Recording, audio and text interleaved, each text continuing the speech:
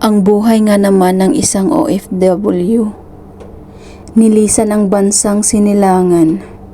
Bawat isa'y may sariling dahilan. Para pamilya ay matulungan. Buhay ay maiahon sa kahirapan. Mga anak ay mapag-aral sa magandang paaralan. Pangarap ay makamtan at magkaroon ng magandang kinabukasan. Iba-ibang kadahilanan. Sa labas ng Pilipinas ang kasagutan. Sa ibang bansa na nilbihan. Dugo at pawis ang puhunan. Pangungulila sa pamilya ang kalaban. Lungkot at hirap ang nararanasan. Bagong bayani kung sila ay tawagin.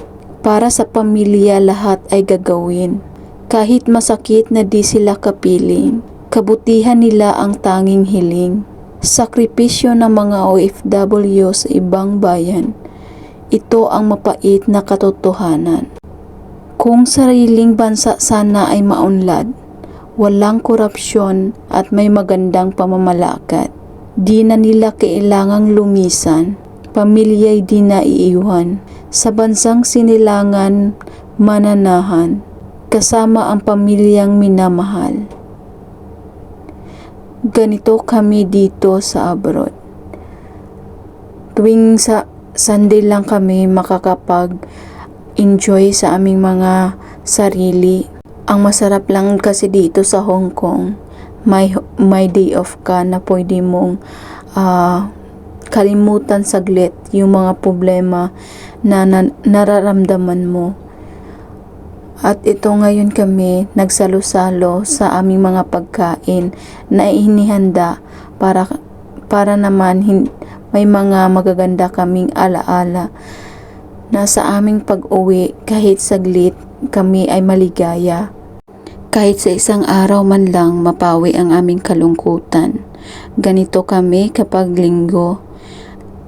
I-enjoy lang namin ang aming mga sarili kasi bukas trabaho na naman ulit at panibago na namang pagsubok at 6 na araw na naman kaming mapapasubok sa aming trabaho.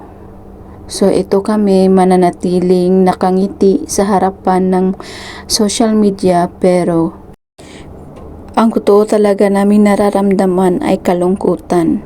Pero tinitiis lang namin para sa aming pamilya. So ito nga kami ngayon pauwi na para makapagpahinga at bukas bakbakan na naman sa trabaho. So salamat sa iyong panonood.